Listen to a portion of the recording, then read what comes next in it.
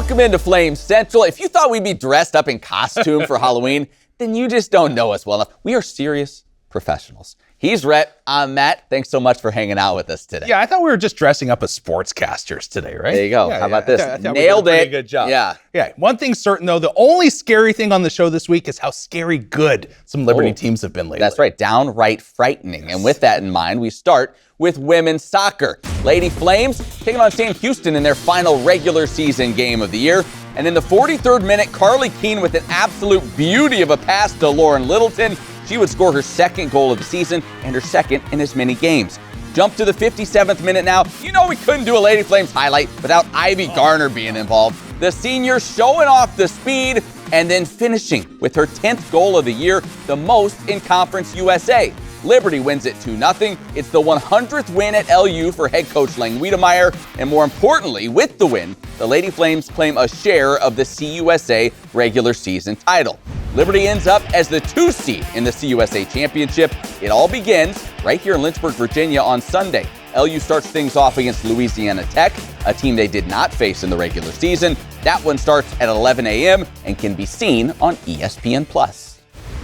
Women's soccer isn't the only sport on campus that's red hot heading towards the postseason. Field hockey is on their own streak as they racked up 2 more wins this past weekend. The ladies stayed unbeaten in Big East play, but not without some drama. It would go to a shootout before Giulietta Tornati secured the win. Liberty improves to 6-0 in conference play, and at worst will win a share of the league title. Then the Lady Flames followed that up with a beatdown of Longwood, winning 7-1. Liberty improves to 14-2 on the season, with one final game remaining on Friday against Villanova.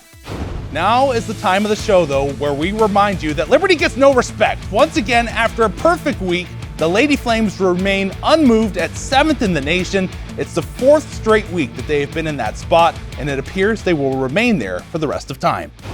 Well, Liberty may not be getting love in the polls, but we're giving it to them on today's show. Before one of their recent wins, we got to spend some time with the team to experience life as a field hockey athlete. And we bring it to you now in our latest Game Day Behind the Scenes.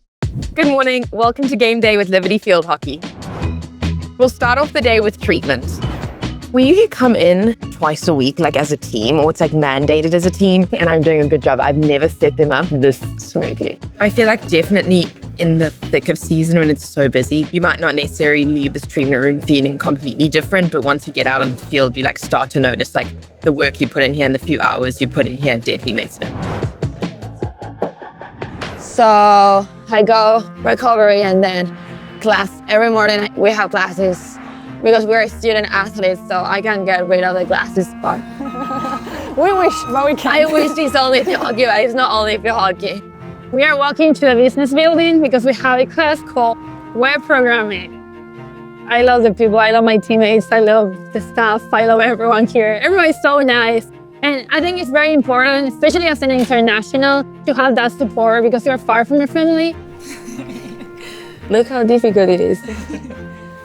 Look how difficult it looks. Yeah, she's more nerd than me, but it's okay. I'm trying my best to be a nerd. I like to go to different coffee places, and I'm really a big reader. So I love just going there and like taking in like the silence and just reading my books. This team, like we help each other out so much. Like no one's afraid to go up to someone and be like, hey, like you should work on this and stuff, which I really love because it shows like how much we care for one another and just want this team to like succeed. We just invite you into this season to have your way and to keep doing, Lord, whatever it is you want to do spiritually, on the field, whatever, God. We want your blessing, we want your presence. We love you, Lord. We ask it all in your name, Jesus. Amen. What does that mean to us today? Mia, what does that mean? Do the work, reward the work. Go and run every single ball that you have. Reward it by just, I don't know, maybe scoring a goal and win this game. But give everything you have and be relentless for the entire team.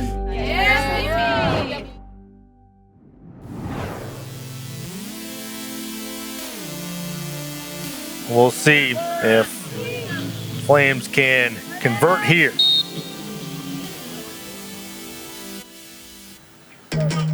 Dished off by Severtine, and that ends up going in. and Liberty is going to run its record to 11-2 overall. Every team is coming for us. Every team is doing all these things. And we're finding a way to do it. So let's build on our strengths, find a way to keep closing those gaps in the attacking end. Don't blame each other, find solutions. And let's just keep doing it one day, okay? Thanks to Josh Quigg for producing that piece. Well, if you take a look at this field hockey roster, you quickly notice just how young it is. There are only 2 seniors on the team, but one of those, Lou Combrinck, has proven to be a star. She's second on the team in points, but as you're about to see, this success hasn't necessarily come easy. You're gonna beat it. Come on. Go. Come on. Yes. Good.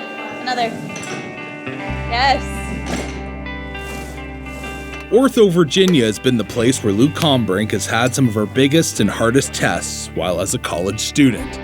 Overall, to me, that's a pass with the little anecdote in the corner there. Yeah, I'm just like, Working on that frontal plane strength just a little bit. okay.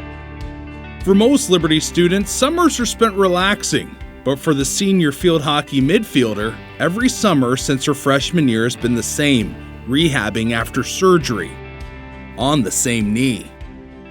I was at practice and I went up to do a one-on-one defense drill and stepped funny when defending, and I tore my ACL, both my meniscus, and tore my MCL. 6 months into my ACL rehab, I'm kind of hitting the running, getting back to playing field hockey. I'd planned to stay for part of the summer and train, and there was so much time between the end of my rehab and the start of season. So everything looked like it was gonna plan out really, really good. And 6 months into that, I just kept having a pain that was not consistent with anything the trainers and the doctors didn't really know what. We ended up getting an MRI and I had re-torn my medial meniscus. I definitely was angry. I kind of had that mindset of, I'm doing everything you want. I'm learning, I'm doing the rehab, I'm showing up, I'm trying my best. You know, why me? Why another surgery? ACL surgery as it is alone is a big surgery, and now knowing I would go in for meniscus repair, which is 6 weeks on crutches, non-weight bearing, you're locked out in a brace for a long time. You lose a lot of muscle. I just felt that everything I gained, I was gonna lose. So I was really frustrated. But what Lou would gain in this time away from the field is perspective, not from a coach or a teammate, but from field hockey athletic trainer Ben Galley. I get to see them in their successes, but also in the hard times too, right? When they go through some of their lowest lows on the field, right as soon as they get injured, you know, I'm the first face they see. Initially, Lou, you know, didn't want to see me so much because that meant not getting on the field, not getting to show the coaches what skills she had. And then eventually she realized that I'm a part of that process. I help her stay on the field. I help her get back on the field and help her endure those times and be able to showcase her skill. Ben has played the most incredible role in my life during these times. He's seen me at some of my most, vulnerable and most hurting moments. For almost 4 years straight, Ben and I have spent, excluding practice, 2 hours together every day. Like, he has just, through our conversations, I think when I would complain or I would be going through something or I'd be saying I'm confused, he just had such a biblical outlook on it. He never really affirmed me and was like, yeah, you don't deserve this, because that's not true. As believers, that Christ's death on the cross for us, we didn't deserve that. We didn't deserve for him to take our sins. So me going through these things, this is just, my path that the Lord has set, and I'm so grateful for the people that he's put in my life, including Ben, who has kind of been very strong for me when I'm feeling very weak. He has poured so many hours into helping me get back to the field, knowing that this is my dream, knowing that I want to get back. Go play with fear. Play for Christ and pick off people around us. Okay, yeah, let's go. Yeah, let's go. Ready? After all the countless rehab sessions with Ben, the senior captain is back playing the sport she loves and leading the Flames for one more season. When I score goals and when I'm running and doing the change of direction stuff, a huge amount of that has been, and all his hours he just put with me through treatment. Great opportunity here for the Flames. Lou Combrinck honestly making it happen today. She's a senior, she's a leader on the team, and we'll see if this earned corner can be, maybe a conversion into a goal. Just getting on the field is a success. To be able to turn around and start a game, that's another success. To be able to score a goal or have an assist, those successes along the way always bring a smile to my face. Nothing beats being able to be out on the field and watching her compete again. Well executed by the Flames, and they go up by 2, 3-1. 4 surgeries later, and now just a few games left in her collegiate career, Lou wants to be known for something that won't be in any stat sheet or record book. It's not about winning all these awards and scoring goals and getting stats. It's about, sharing the gospel. It's about bringing people to Christ. Dear Lord, I just thank you for the opportunity to come out here and glorify you through this incredible sport. The Lord won. He won. He allowed me to have his strength and his peace and his joy through this journey, and ultimately I'm getting to still live out my dream. And that's been so cool to see how he's changed my mindset. And that wasn't going to happen over 1 surgery or 2 or 3. It was, I believe, every surgery I had, all 4 of them, was necessary to piece together this puzzle of having this mindset of, I want people to see the Lord. I want them to see his faithfulness. You make life so much different, Lord, and it's all the more better with you. My little story about how he has continually allowed me to keep playing the sport and doing well in the sport allows someone to see his grace and his faithfulness and his kindness, then that's my job on this earth. 3, 2, 1, go Flames and go God! All right, thanks to Donald Scott for producing that piece. What a great perspective from Lou Combrinck, coming through all those injuries, but sees the bigger picture through it all.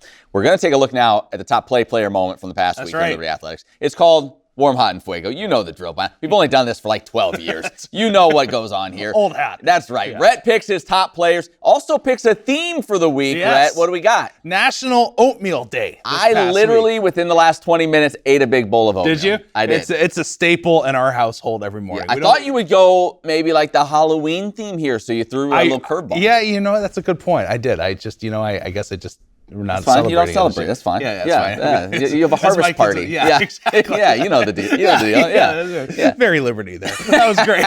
All right, let's start with warm this week. All right, well, I just think when you're thinking of oatmeal, you just get your staple hot bowl. Maybe you get the ones with like the dried berries in there and whatnot. Brown sugar is the best. Load up brown sugar, maybe some almond. Oh, yeah, I'm good with that. Yeah, a little crunch. Boy, we could. I'm down with that too. Forget the athletes. Let's just talk oatmeal. All right, but warm this week, Leo Kane. Just love watching this guy play throughout this season. I've kind of been saying the last couple years, I think he could be a breakout candidate. His freshman season, 2 goals. Last season, sophomore year, 2 goals. Fast forward to his junior year, 6 goals on the year, 14 points. Yeah. His 6th goal came in the 19th minute. He's had a breakout season. Still has 1 more year to go. I think he can be even better because he's one of those guys, when he gets the ball at his feet, you're like, all right, what's he gonna do? He's electric. He can dance with the ball. Always seems to create something, whether it's a goal or he creates an opportunity for a teammate. Yeah, I know you've been high on him for quite a while. All right, from warm now, we go to hot. Yeah, this time I'm going from hot, but I'm going to cold because you get the cold yogurt with like overnight oats. Yeah, you got overnight oats. Totally. You get the berries in there and everything. You can throw some almonds in there too. Whatever. It's big great. Almond fan. We covered that a couple weeks ago. Yeah. All right, let's go to hot now. The performances by some of the freshmen here on the swim team as of late, going up against Campbell. These young ladies, you go down the line. Gwyneth Frick, 150 backstroke, first place. All right, then you have Emma Herrera, 150 butterfly. That's a unique one. The 150s, they say they don't commonly do that distance. So these young ladies coming in first. She did as well. Dakota Howard, 50 free, first. And then also Sadie Hunefeld, the 100 free. All these freshmen? All these freshmen just winning. And what I wrote down here on my notes was Jake Schellenberger continues to win on the recruitment trail. Absolutely. This guy just keeps bringing in studs. And moving into a new conference, it's good to see like some young studs coming in to help continue the great tradition there. All right, finally in Fuego, Rhett. All right, you know me, I got my Canadian roots and I kind of have some British stuff going on. There's nothing better, I think, than like a good oatmeal cookie and a cup of hot tea at night. Tea. Yeah. Okay. You get your hot tea before you go to bed. Because I don't want to drink coffee because I'm past 40 now. I'm wired till 3 a.m. But you get your tea and your oatmeal cookie. Solid. It's good stuff. Okay. You ever put chocolate chips in those cookies? Yeah, from time to time. Let's do it. Why not? Why not? Are you a raisin guy in cookies? No, not gonna do it. Not one of those. No. Okay, maybe blueberries. Yes, we'll take that. Sounds good. Lauren Littleton on the women's soccer team. This young lady, last 2 games, has 2 goals, has been a quality defender for the group all year long, and she is kind of, you want to see everybody scoring at this time of year that you can, and if she can provide some additional offense, especially with the CUSA Championship coming up here shortly, the Lady Flames are primed for a deep run. I think they're going to do well. They've got a couple tough teams coming up, like Western Kentucky looks good, But the ladies, led by Ivy Garner and Lauren Littleton, I think are going to bring home the crown once again. I hope you're right. Can't wait to watch this tournament right here in Lynchburg and see how they fare on their home field. They get them here now. That's right. Not going someplace else. Hopefully they can take care of business. It's going to be a good time. Well, we talk about soccer. How about basketball season? Less than a week away, and there's a new leader for the Lady Flames. You know this. First-year head coach Alexis Girard. He was our guest on this week's Flame Central podcast presented by Ortho Virginia and gave us some insight into who he sees starring for this new-look roster. Give me the one or two keys, or who has to play well. How do you see that unfolding if you guys are going to reach the potential you see for them? Obviously, Emmy and Avery, they've been leading us just with regards to scoring the basketball. But players like Ify is going to have to be consistent. She's a new face people don't know about. They don't even know about her. Who was redshirted last year. Elizabeth, she's probably our most consistent player on both sides of the basketball. Basically, our reserves, I mean, it's going to come down to maturation. How quickly can they mature? How quickly can they be thrown into the fire and ready to produce? They need to be able to consistently give us 15, 17 minutes every night. For this team with the youth, it's going to be a collective effort. If you would like to hear our entire conversation with Alexis Girard and hear Joe Yock and I provide Liberty-related baby names to one of our listeners, then you need to check out this week's Flame Central podcast presented by Ortho Virginia. Probably should have called you in for that one, right? A new episode drops every week. Listen on Spotify or Apple Podcasts, or you can watch on the Liberty Flames YouTube channel. Well, there's a lot happening here on Liberty's campus this weekend. Homecoming, a big football game, and it's Hall of Fame weekend. 7 former Flames make up this year's class, some of them all-time greats in Liberty's history. And before they get enshrined this weekend, we thought it would be a good time to introduce them to you. Versatility best describes the first inductee in this 2025 Hall of Fame class, as Mike Brown earned All-America honors at both quarterback and wide receiver. Brown tallied over 1,000 yards as a receiver before moving under center for his final 2 seasons. Both years at quarterback, he was a top 20 finalist for the FCS Player of the Year. One word, he's a winner. He was, he is, he will always be a winner. Showed up every day for work, takes pride in the way he works, and he was at his best in the biggest moments. Brown would lead the Flames to 3 straight Big South championships, earning Conference Offensive Player of the Year twice in that span.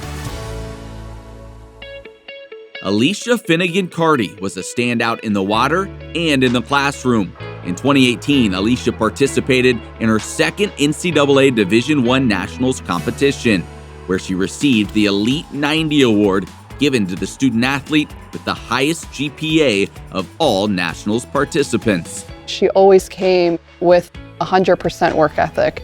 I never had to question whether Alicia was giving me her all that day. And some days, looked better than others, but every day she was bringing me everything she had. And that's what set her apart from everyone else. In 2019, she received Liberty Athletics' highest honor, the Rock Royer Mac Rivera Award, given to the student athlete who best exemplifies the ideals of Liberty University. Aaron McEwen Hagan is one of only 5 volleyball players in program history with more than 1,000 digs, 1,000 kills, and 300 blocks in her career. She was twice a first-team All-Conference selection and honored as the 2003 Big South Player of the Year. She was a fierce competitor and super intense, and I loved that. She pushed everyone around her to be better. I think she set the tone for a winning program. After her career, Erin moved into Liberty's athletics administration and since 2013 has served as the senior women's administrator. Track and field's Clendon Henderson only competed for 2 seasons for the Flames, but his efforts laid the foundation for Liberty's future success in throwing events. In the throws, he was kind of one of the pioneers, but he certainly was one that opened people's eyes about Liberty's not just this or that. They're a well-rounded program, including the throws, and now the throws is one of their strong areas. In 2007, he was the first in program history to qualify for the NCAA Division I Indoor Track and Field Championships. The next year, he earned All-American status with a third-place finish in the discus at the Outdoor Track and Field Championships.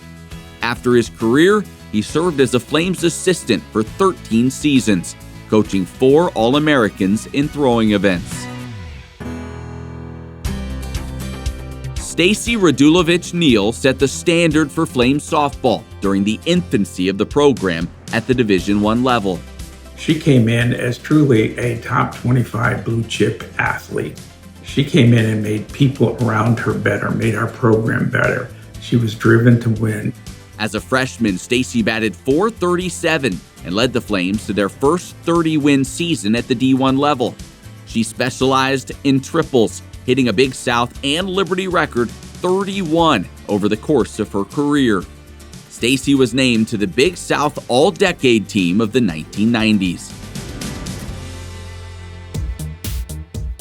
Jesse Sanders set the standard for point guard play at Liberty University.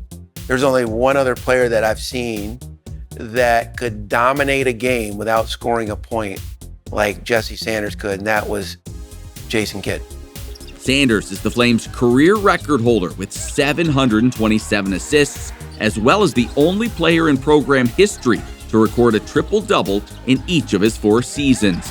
He ended his career with over 1,000 points, 800 rebounds, and 700 assists, and was named to the Big South All-Decade team for 2010 through 2019. He also received the Rock Royer Mac Rivera Award in 2012 for his outstanding efforts on and off the court. And finally, Brant Tolsma has no equal when it comes to coaching Liberty athletics. In his 34 years of leading cross country and track and field, his teams garnered a total of 116 conference titles. Brant was named Conference Coach of the Year an incredible 77 times. He coached 6 NCAA Division I national champions, and his athletes have been honored as All-Americans 61 times. But it's been his commitment to Christ that has been the cornerstone of his coaching.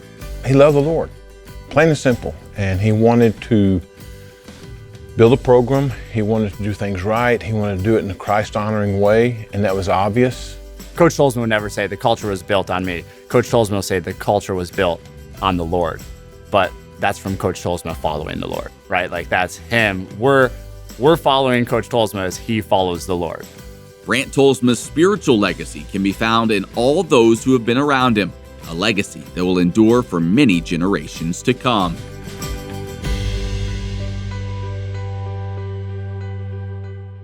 Oh, what a Hall of Fame class this year. I mean, Brant Tolsma, he should have his own wing in the Hall of Fame. That guy is such an absolute legend. So excited for all 7 of those inductees. Yeah, great group of names there. Absolutely. All right, hey, we're about out of time. As always, don't forget, Mondays, Flame Central podcast comes out every week. Joe Yock, myself, special guests as well. So you want to be sure to check it out. And make sure you check out the website as well, libertyflamecentral.com. He's Rhett. I'm Matt. Thank you so much for watching. We'll see you right back here next week.